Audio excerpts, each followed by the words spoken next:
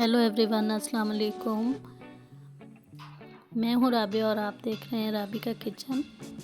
मेरे चैनल राबी के किचन में आप सबको वेलकम है।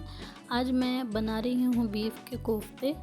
बीफ कीमा मैंने लिया है 1 किलो और उसे मैंने अच्छे से वॉश करके टोकरी में रख दिया था ताकि इसका एक्स्ट्रा पानी अच्छे से ड्रेन हो जाए, क्योंकि अगर कीमे में पानी होगा तो कोफ्ते टूट जाएंगे, तो इसलिए इसको अच्छे से ड्राई करना है।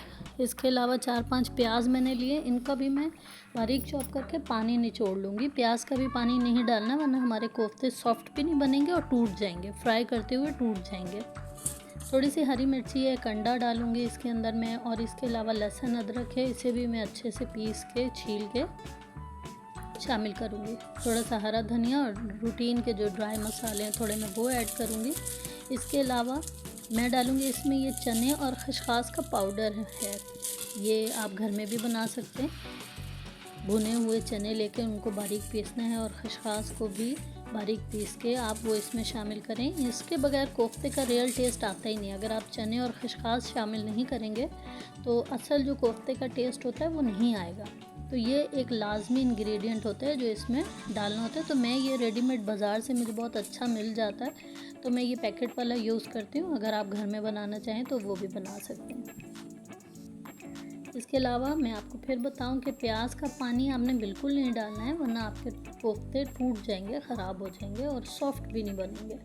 इसलिए प्याज को भी काट के आपने पानी निचोड़ लेना है उसका। ये लहसुन अदरक और हरी मिर्ची का मैंने बारीक बारीक कूट लिया था। बहुत ज़्यादा मैंने पतला पेस्ट भी नहीं बनाया और बहुत मोटा भी नहीं है, मैंने इसे कूट लिया। और ये चने और खसखस का पैकेट है मेरे पास। तो कीमा 1 किलो मैंने लिया है, तो इस हिसाब से मैं ये पूरा पैकेट इसमें डाल दूँगी। 1 किलो कीमे के लिए ये बिल्कुल ठीक रहता है। अगर आपको ज़्यादा पसंद हो तो आप ज़्यादा भी ऐड कर सकते हैं। मसाले मैंने थोड़ा सा स्पाइसी मसाला रखा है इसके अंदर, लेकिन अगर आप चाहें तो आप इसमें नॉर्मल अपने हिसाब से भी मसाले ऐड कर सकते हैं। ये प्याज मैंने लिया था, इसका पानी निकाला हुआ है, आप देख सकते हैं बिल्कुल ड्राई प्याज है ये, वो मैंने इसमें डाला है। आधा प्याज मैंने ग्रेवी के लिए बचा लिया, जो मैं इसका मसाला भूनूंगी उसके लिए मैंने बचा लिया था।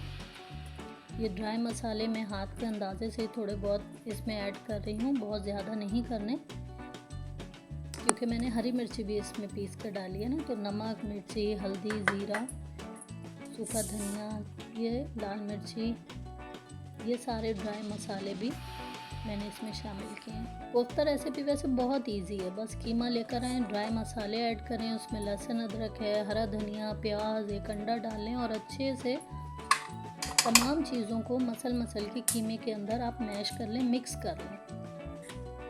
जितना ज़्यादा अच्छे से आप मिक्स करेंगे उतना ही कोफ्ते में टेस्ट आएगा। हो सके तो आप इसे मैरिनेट करके 2 घंटे के लिए फ्रिज में रख दें, तो उससे और ज़्यादा, ताकि सारे मसाले कीमे में जज़्ब हो जाएं, मिक्स हो जाएंगे तो टेस्ट अच्छा आएगा।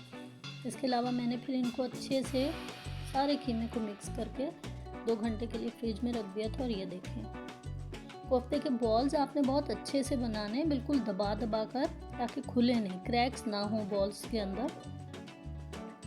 ये देखिए, अच्छे से आपने दबा के बॉल्स बनाने। तो मैंने ये सारे कीमे के बॉल्स बना लिए थे।